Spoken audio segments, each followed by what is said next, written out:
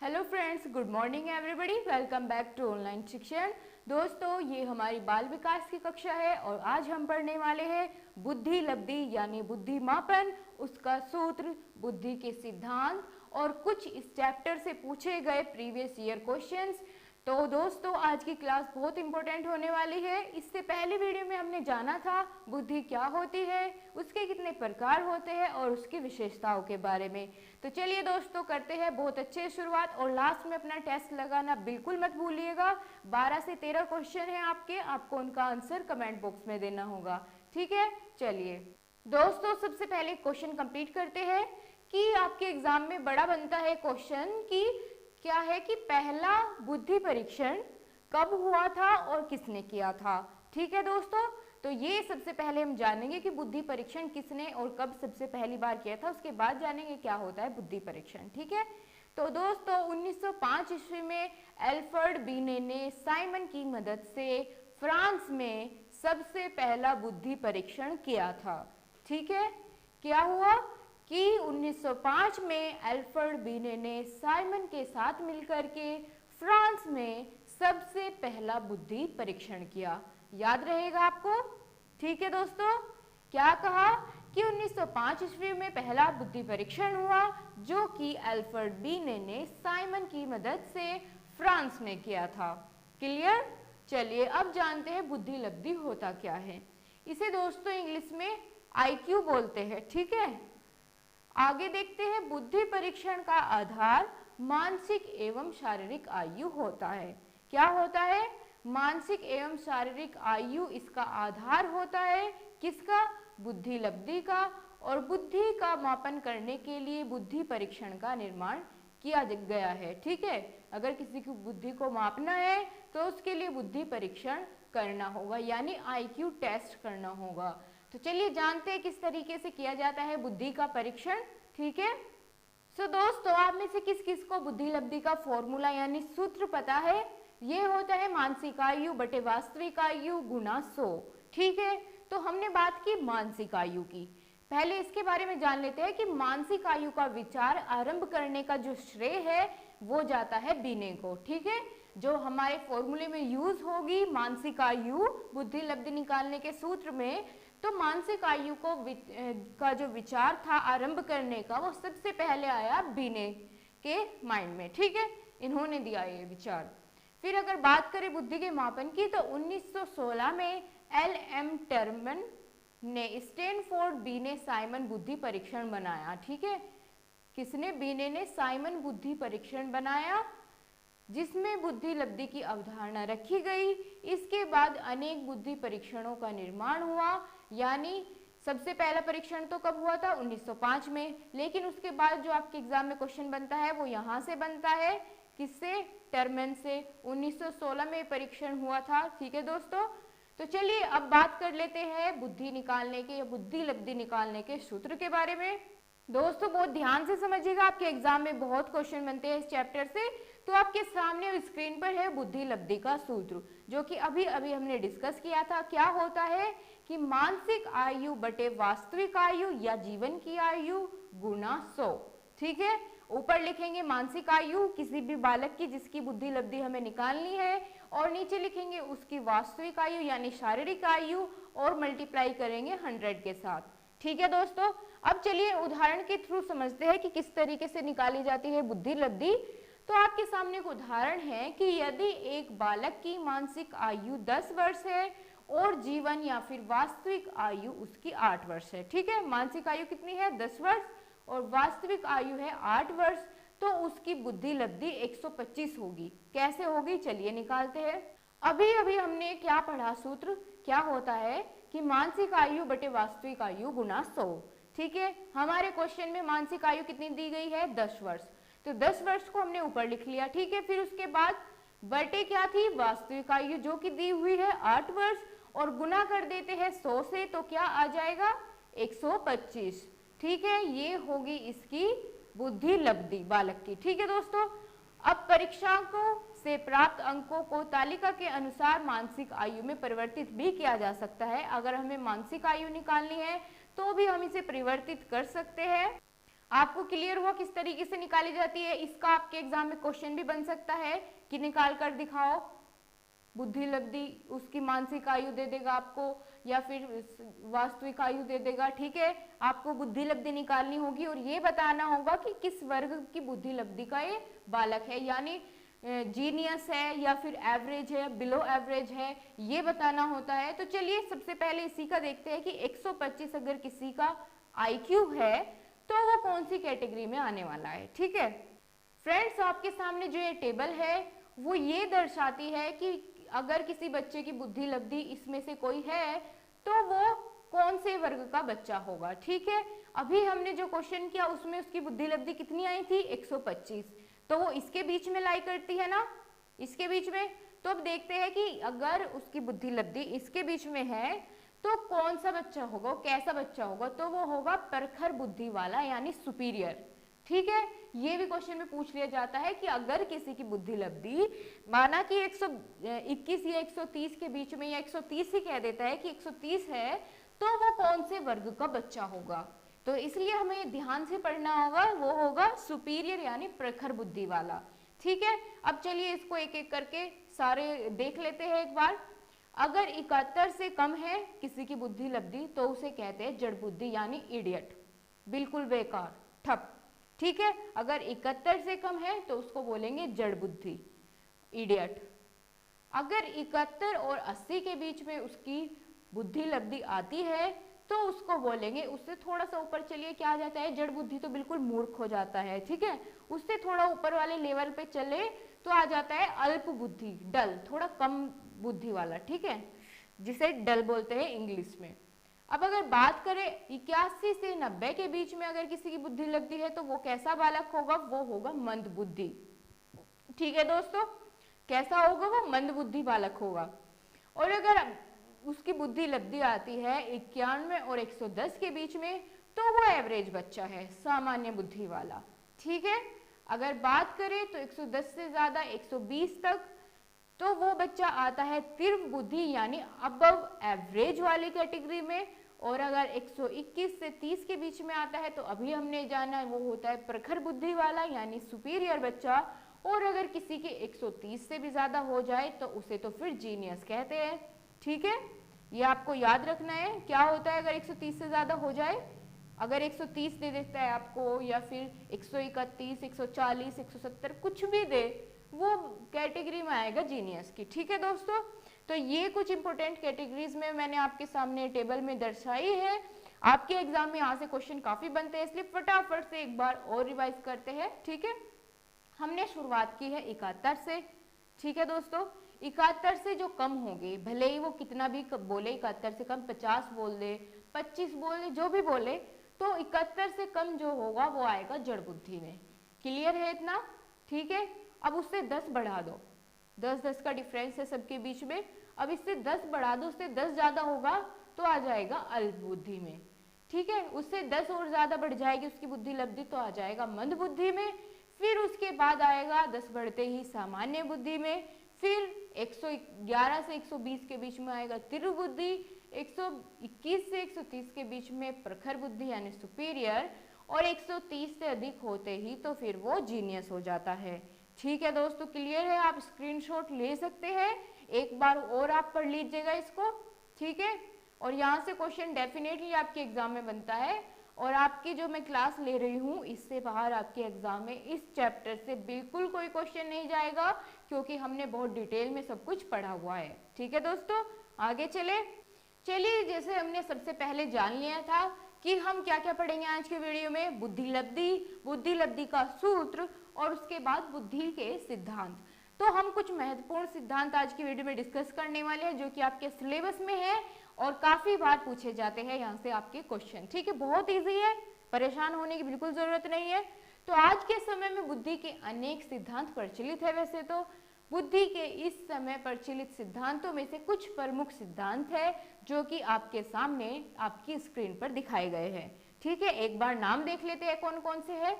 पहला है बुद्धि का एक तत्व सिद्धांत। कौन सा? एक तत्व सिद्धांत। दूसरा है द्वितत्व सिद्धांत यानी दो तत्वों वाला सिद्धांत। उसके बाद आ जाता है बहुतत्व सिद्धांत यानी बहुत सारे तत्वों वाला सिद्धांत, और चौथा है समूह तत्व वाला सिद्धांत। ठीक है, समूह तत्व सिद्धांत। इन चारों के नाम आपको याद हो गए, क्लियर है? क्या क्या है? एक तत्व सिद्धांत, द्वितत्व सिद्धांत, बहुतत्व सिद्धांत और समूह तत्व सिद्धांत। अब एक एक करके इनको एक्सप्लेन करेंगे और जानेंगे कि कौन सा सिद्धांत का प्रतिपादक कौन है। ठीक है, बहुत ही इंपॉर्टेंट है, आपके एग्जाम में बहुत बार पूछे जा चुके हैं। और आपका जो अभी इस क्लास में टेस्ट होगा उसमें भी आपको बताना है कि किसका प्रतिपादक कौन है, तो इसलिए ध्यान से पढ़िएगा। ठीक है, मैं आपको पहले बता देती हूँ। अब चलिए सबसे शुरुआत से शुरू करते हैं। क्या है पहला सिद्धांत? बुद्धि का एक तत्व सिद्धांत। ठीक है, देखते हैं क्या होता है। बुद्धि के एक तत्व सिद्धांत को किसने दिया? बीने ने दिया। ठीक है, बीने महोदय ने इसका प्रतिपादन किया एक तत्व सिद्धांत का। मनोवैज्ञानिक बीने ने बुद्धि को एक इकाई माना है। एक इकाई माना है तभी तो इसका नाम एक तत्व सिद्धांत है, यानी एक तत्व वाला सिद्धांत। ठीक है, इसीलिए इन्होंने एक इकाई माना है बुद्धि को, जिसके अनुसार व्यक्ति की विभिन्न मानसिक योग्यता एक इकाई के रूप में काम करती है। ये बात कही किसने? बीने ने। अगर आपसे एग्जाम में पूछ लिया जाता है कि बीने का एक तत्व सिद्धांत एक्सप्लेन करिए, तो आप बिल्कुल आराम से लिख सकते हैं क्या कि बुद्धि के एक तत्व सिद्धांत का प्रतिपादक किया बीने महोदय ने, और मनोवैज्ञानिक बीने ने बुद्धि को एक ही इकाई माना है। ये तो कुछ याद करने की जरूरत नहीं है, क्योंकि आपको एक तत्व सिद्धांत नाम से ही क्लियर हो जाएगा कि एक इकाई माना है बुद्धि को, जिसके अनुसार व्यक्ति की विभिन्न मानसिक योग्यताएं एक इकाई के रूप में काम करती है। ठीक है, क्लियर हो गया ये पहला। आगे चले। ओके, नेक्स्ट जो आपका सिद्धांत आ जाता है वो है द्वितत्व सिद्धांत। ठीक है दोस्तों, द्वितत्व यानी दो तत्वों से मिलकर बने हो। ये तो अभी हमने इसके नाम से ही जाना है। अब इसके बारे में डिटेल में पढ़ते हैं कि बुद्धि के द्वितत्व सिद्धांत को स्पीयरमैन ने दिया। किसने? द्वितत्व सिद्धांत को किसने दिया? किसने प्रतिपादन किया? स्पीयरमैन महोदय ने। मनोवैज्ञानिक स्पीयरमैन के अनुसार बुद्धि दो तत्वों से मिलकर बनी होती है। बिल्कुल, ये तो हमने इसके नाम से ही जान लिया था कि दो तत्वों से मिलकर बनी होती है। ठीक है, तो एक्सप्लेन करने में तो कोई दिक्कत होगी ही नहीं। क्या पढ़ा? द्वितत्व सिद्धांत का प्रतिपादक किया है स्पीयरमैन ने, एक तत्व का किया है बीने ने। अच्छा, तो थोड़ा सा अगर आपको कंफ्यूजन लगता है कि एक तत्व का अगर आपके दिमाग में गलती से स्पीयरमैन आ गया, द्वितत्व का बीने आ गया, उल्टा हो गया इसका, तो कैसे याद रखेंगे? देखिए, बीने जो है वो छोटा सा शब्द है। ठीक है, तो समझ लीजिए कि एक तत्व से मिलकर बना है, ये बहुत छोटा है। जैसे एक तत्व से मिलकर बनी वस्तु छोटी होगी, ऐसे ही बीने वर्ड भी बहुत छोटा है। ठीक है, अगर द्वितत्व की बात करें यानी दो तत्वों से मिलकर बनी है, तो इसके प्रतिपादक का नाम एज कंपेयर टू एक तत्व बड़ा होगा। तो क्या नाम हुआ? स्पीयरमैन। ऐसे करके डिफरेंशिएट इन दोनों के बीच में आप कर सकते हैं अगर आप कंफ्यूज हो जाते हैं बाई चांस कभी। ठीक है, वैसे तो बहुत इजी है, याद हो जाएगा इजिली। हाँ जी, तो जो है स्पीयरमैन ने दो तत्व बताए। कौन कौन से बताए वो तत्व? एक सामान्य तत्व होता है और दूसरा होता है विशिष्ट तत्व। ठीक है, आपके एग्जाम में अगर क्वेश्चन बनता है कि द्वितत्व सिद्धांत में कौन से दो तत्व का जिक्र किया गया है, तो है सामान्य और विशिष्ट। बिल्कुल परेशान होने की जरूरत नहीं है, सामान्य तत्व और विशिष्ट तत्व। दोस्तों, आपको बहुत ही इजी लैंग्वेज में पूरे नोट्स मिलेंगे। ठीक है, बहुत अच्छे से मैं समझाऊंगी, लेकिन आप अपने प्यारे प्यारे कमेंट्स मुझे बिल्कुल मत करना भूला करिए। ठीक है, मुझे इंतजार रहता है आपके कमेंट का, मुझे अच्छा लगता है पढ़ के। आगे चलो, तीसरा जो हमने सिद्धांत जाना था उसका नाम है बहुतत्व सिद्धांत। जानते हैं किसने इसका प्रतिपादन किया बहुतत्व सिद्धांत का?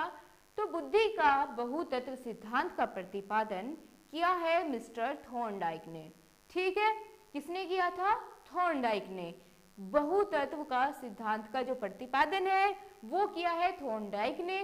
थॉर्नडाइक ने बुद्धि के द्वितत्व सिद्धांत का खंडन करते हुए, हाँ, क्योंकि इन्हें पसंद नहीं आया वो सिद्धांत द्वितत्व वाला, तभी तो इन्होंने अपना अलग बनाया। इन्होंने कहा कि बुद्धि सिर्फ दो चीजों से मिलकर नहीं बनी है, बुद्धि की रचना तो बहुत सारे छोटे छोटे तत्वों से मिलकर हुई है। आप कैसे कह सकते हैं कि दो तत्व से मिलकर बनी है? बुद्धि तो बहुत सारे छोटे छोटे तत्वों से मिलकर बनी है। ठीक है, अच्छा जी, तो जब हम बात कर रहे हैं कि छोटे छोटे बहुत सारे तत्वों से मिलकर बनी होती है बुद्धि, ये बात अगर थॉर्नडाइक जी कहते हैं तो आपके माइंड में आया होगा कि वो कौन से है जो इतने सारे कारक, छोटे छोटे कारक या तत्वों की इन्होंने बात की है, वे है कौन से। तो चलिए आपकी इस जिज्ञासा को मैं अभी शांत किए देती हूँ। पहला है आंकिक योग्यता, शाब्दिक योग्यता, तर्क योग्यता, स्मरण शक्ति। इस तरह के कुछ छोटे छोटे तत्व मिलकर जो है बुद्धि बनती है, ये बात कही हमारे महोदय थॉर्नडाइक ने। ठीक है, कौन कौन से हो सकते हैं वे? आंकिक योग्यता, शाब्दिक योग्यता, स्मरण शक्ति या फिर तर्क योग्यता, सामान्य तत्व, इन सब से मिलकर बनी होती है बुद्धि। ये बात कही मिस्टर थॉर्नडाइक ने। क्लियर हो गया आपको? बहुतत्व सिद्धांत किसने दिया? थॉर्नडाइक ने। पहले वाला किसने दिया था? एक तत्व सिद्धांत बीने ने। द्वितत्व सिद्धांत का प्रतिपादन किसने किया था? जल्दी बताइए, किसने किया था? इतनी जल्दी भूल गए? स्पीयरमैन ने। और बहुतत्व सिद्धांत थॉर्नडाइक ने। चलिए अब फटाफट से बात करते हैं चौथे और आखिरी सिद्धांत के बारे में, जिसके बारे में हम डिस्कस करने वाले हैं। नाम था इसका समूह तत्व सिद्धांत। ठीक है दोस्तों, समूह तत्व सिद्धांत की हम बात कर रहे हैं। बुद्धि के समूह तत्व सिद्धांत को मनोवैज्ञानिक थर्स्टन ने दिया था। किसने? थर्स्टन ने दिया था। बुद्धि के इस समूह तत्व सिद्धांत को कारक विश्लेषण सिद्धांत भी कहते हैं। क्या नाम से जाना जाता है? और समूह तत्व सिद्धांत को कारक विश्लेषण सिद्धांत के नाम से भी जानते हैं। और थर्स्टन महोदय ने समूह तत्व सिद्धांत बताया। ठीक है, समूह तत्व क्या होता है कि एक समूह में कई सारे तत्वों को मिलकर के बुद्धि बनी है, ये बात कही थी मिस्टर थर्स्टन ने। ठीक है, और इन्होंने जो समूह तत्व बताए उसमें 9 तत्व शामिल है। ठीक है, इन्होंने तो संख्या भी बता दी। बहुतत्व में तो क्या था? बहुत सारे तत्व मिलकर। लेकिन समूह तत्व सिद्धांत जो कि थर्स्टन महोदय ने दिया, इन्होंने समूह तत्व में 9 तत्वों को बताया है। कौन कौन से हो सकते हैं? मौखिक, शाब्दिक, स्मरण शक्ति, निगमन, आगमन, ये सभी तर्क होते हैं समूह तत्व सिद्धांत के अंतर्गत। क्लियर हो गया आपको? ठीक है, चारों क्लियर है। कौन कौन से? एक तत्व सिद्धांत, द्वितत्व, बहुतत्व और समूह तत्व। क्लियर है? चलिए अब आपका टेस्ट होगा। So today's first question is, बुद्धि वह शक्ति है जो हमें समस्याओं का समाधान करने और उद्देश्य को प्राप्त करने की क्षमता देती है। बुद्धि के संदर्भ में यह कथन किस मनोवैज्ञानिक का है? ठीक है, ये आपके एग्जाम में पूछा हुआ क्वेश्चन है। तो दोस्तों, जो चीजें हमारी अब वीडियो में रह गई है, थोड़ी बहुत कहीं भी थोड़ी सी भी छूटी है, वो मैंने आपको क्वेश्चन के थ्रू कंप्लीट करवाई है। ठीक है, तो ये क्वेश्चन आपको नहीं पता है तो कोई बात नहीं, मैं बता रही हूँ। ये कथन है मिस्टर रायबर्न का। ठीक है, रायबर्न महोदय ने बात कही कि बुद्धि वह शक्ति है जो हमें समस्याओं का समाधान करने और उद्देश्यों को पूर्ण प्राप्त करने की क्षमता देती है। ठीक है, अगर कोई समस्या आ जाती है उसका समाधान करके जो है उद्देश्य को प्राप्त करने की क्षमता देती है, ये बात कही है रायबर्न महोदय ने। क्लियर हो गया आपको? नेक्स्ट क्वेश्चन है आपके लिए। क्वेश्चन है सेकंड, बुद्धि लब्धि यानी IQ का सूत्र होता है। इनमें से कौन सा? आप देख लीजिए चारों ऑप्शन और आपको कमेंट बॉक्स में इसका आंसर देना है। मैं इसे बिल्कुल नहीं बताऊंगी क्योंकि अभी हमने ये पढ़ा है थोड़ी देर पहले। ठीक है दोस्तों, अगला क्वेश्चन देखते हैं। क्या है नेक्स्ट क्वेश्चन कि बुद्धि लब्धि के अनुसार यदि किसी विद्यार्थी की बुद्धि 120 से 129 के बीच में है, ठीक है, ये वो टेबल वाली बात आ गई, आपको याद हो गया कि 120 से अगर 129 के बीच में है किसी का IQ, तो वो कौन से श्रेणी में आएगा बालक? श्रेष्ठ बुद्धि में, सामान्य बुद्धि में, या क्षीण बुद्धि में, या फिर मंद बुद्धि में? ये आपको कमेंट बॉक्स में आंसर देना है। ठीक है, याद है आपको टेबल? तो फटाफट से कमेंट बॉक्स में आंसर करिए, मैं देख रही हूँ आपके कमेंट्स। नेक्स्ट क्वेश्चन है आपके लिए, यदि किसी बालक की मानसिक आयु 20 वर्ष है और वास्तविक आयु या कालानुक्रम आयु उसकी 25 वर्ष है, तो उसकी बुद्धि लब्धि क्या होगी? कैसे निकालना है आपको? फॉर्मूला याद है? क्या था? Mental as upon chronological age into 100, यानी मानसिक आयु बटे वास्तविक आयु गुना 100। आपको फॉर्मूले में वैल्यू रखनी है। मानसिक आयु कहाँ रखोगे? ऊपर, और वास्तविक आयु बटे के नीचे, और गुना कर देंगे 100 से, तो क्या आंसर आएगा? कमेंट बॉक्स में आप बताइए, ठीक है। अगला क्वेश्चन है आपके लिए, बच्चे की बुद्धि लब्धि यदि 90 से 110 के मध्य है तो वह कौन सी श्रेणी में आने वाला है? सामान्य बुद्धि, प्रखर बुद्धि, उत्कृष्ट बुद्धि या प्रतिभाशाली? कमेंट बॉक्स में कमेंट करिए जल्दी से। आपका 5th क्वेश्चन है कि बुद्धि के बहुकारक सिद्धांत का प्रतिपादन किसने किया? दोस्तों ये तो आपके टेट एग्जाम में भी पूछा जा चुका है अप्रैल 2011 में, और आपके डीएलएड के एग्जाम में कई बार पूछा जाता है, बीएड वालों के एग्जाम में क्वेश्चन आता है। तो आपको बताना है बहुकारक सिद्धांत किसने दिया था। फटाफट से ऑप्शंस में से सही ऑप्शन का चुनाव करें और कमेंट करें। चलिए नेक्स्ट क्वेश्चन है कि एक बच्चे की मानसिक आयु यदि 12 वर्ष है और वास्तविक आयु 10 वर्ष है तो उसकी बुद्धि लब्धि क्या होगी? जल्दी से सोल्व करिए इसे। क्या करना है? मानसिक आयु बटे वास्तविक आयु गुना 100, यही फॉर्मूला लगाना है और आंसर बिल्कुल जल्दी से बताना है। क्वेश्चन नंबर 7 आपके लिए है, बुद्धि के द्विखंड सिद्धांत का प्रतिपादन किसने किया? ऑप्शन आपके सामने, स्पीयरमैन, थर्स्टन, गिलफोर्ड या गेने। कौन सा होगा इसका सही जवाब? आपको चुनना है, मैं बिल्कुल नहीं बताऊंगी, ठीक है। कि वीडियो में हम बहुत अच्छे से इन सबको पढ़ चुके हैं तो इसलिए आप इसका आंसर दोगे। अगला क्वेश्चन है आपके लिए, रमेश और अंकित की समान बुद्धि लब्धि है यानी 120 है। रमेश अंकित से 2 वर्ष छोटा है। यदि अंकित की आयु 12 वर्ष हो तो रमेश की मानसिक आयु कितनी होगी? ये आपको कैलकुलेट करना है, ठीक है दोस्तों। देखते हैं कौन कौन कर पाएगा। अगला क्वेश्चन आपके लिए, 10 वर्षीय बच्चा जिसकी बुद्धि लब्धि जो है उसकी वो 75 आती है, ठीक है, 75 आ जाते हैं उसका IQ, तो उसकी मानसिक आयु क्या होगी? इस बार आपको क्या करना है? मानसिक आयु ज्ञात करनी है, ठीक है दोस्तों। क्लियर है आपको क्या करना है? इस क्वेश्चन में क्या करना है कि बच्चे की जो है वास्तविक आयु दी हुई है और IQ दिया हुआ है, आपको निकालनी है मानसिक आयु। फटाफट से बताइए। क्वेश्चन नंबर 11 है आपका, देखना यूपी टेट जून 2013 में भी पूछा जा चुका है। क्या क्वेश्चन है, भारतीय बैटरी का प्रयोग निम्न में से किसके परीक्षण हेतु किया जाता है?